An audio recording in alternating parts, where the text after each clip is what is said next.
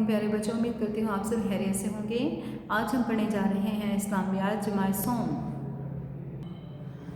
آج کا عنوان ہے حضرت محمد صلی اللہ علیہ وسلم کے حیات طیبہ کی کرنے جا رہے ہیں آج ہم مشق۔ سوال نمبر 2، ذخیرہ الفاظ کی مدد سے خالی جگہ پر کیجیے۔ ذخیرہ الفاظ: نور، مؤثرہ، جنگ، حجر اسود۔ نمبر 1، شام کے سفر میں حضرت خدیجہ رضی اللہ تعالیٰ عنہ کا غلام ڈیش آپ صلی اللہ علیہ وسلم کے ساتھ تھا، تو یہاں پہ غلام کون تھا؟ مؤثرہ۔ نمبر 2، حضور اکرم صلی اللہ علیہ وسلم کے فیصلے سے ایک بڑی ڈیش کا خطرہ ٹل گیا، بڑی جنگ کا خطرہ ٹل گیا۔ نمبر 3، ہر قبیلہ یہ چاہتا تھا کہ ڈیش کو نصب کرنے کا نیک کام وہ کرے۔ نیک کام وہ کون سا تھا؟ حجر اسود کو نصب کرنا۔ نمبر 4، غار حرا میں جبل ڈیش میں واقع ہے۔ غار حرا جبل نور میں واقع ہے۔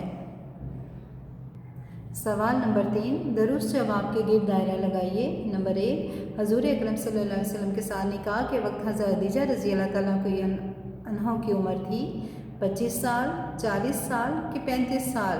تو تب آپ صلی اللہ علیہ وسلم کی عمر تھی 25 سال۔ نمبر 2، آپ صلی اللہ علیہ وسلم نے حضرت خدیجہ کے سامان تجارت لے کر کہاں گئے تھے؟ مصر، عراق، شام؟ تو وہ گئے تھے شام۔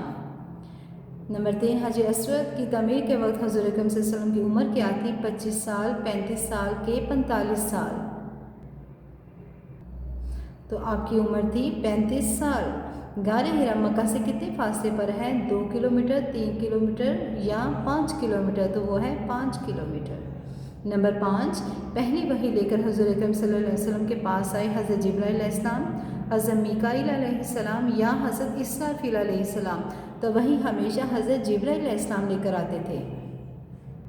تو پیارے بچوں، سبق کے آخر میں نازیہ کی ایک دعا یاد کریں گے کہ بات روم میں داخل ہونے سے پہلے ہمیں کیا پڑھنا چاہیے؟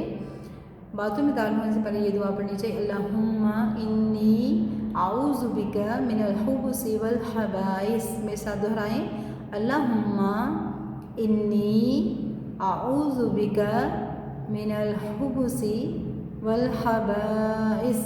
ترجمہ: اللہ میں تیری پناہ چاہتی ہوں خبیث جنوں سے، چاہے وہ مرد ہو یا عورت۔ السلام علیکم ورحمۃ اللہ وبرکاتہ۔